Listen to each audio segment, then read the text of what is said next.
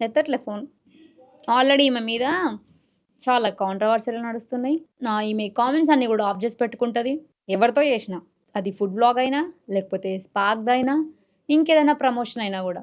ప్రతి దాంట్లో ఆఫే ఉంటాయి. ఒకప్పుడు వాళ్ళ లైఫ్ స్టైల్ చూడండి, ఇప్పుడు వాళ్ళ లైఫ్ స్టైల్ చూడండి. అప్పటికి, ఇప్పటికి చాలా వ్యత్యాసం ఉంది వీళ్ళ దగ్గర.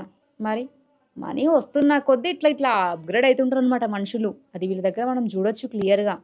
ఈరోజు ఫోను చేస్తే కట్ చేస్తది. "అక్క నువ్వు తప్పు చేసేటోళ్ళకి నువ్వు ఇట్లా ఫోన్‌లు కొడితే వాళ్ళు ఎట్లా ఒప్పుకుంటారక్క? లైవ్‌లో ఫోను చేసి ఎట్లా మాట్లాడతారక్క?" నిజమే. 8,000 సబ్‌స్క్రైబర్‌లున్నప్పుడు మరి మాత్రం ఉండదా?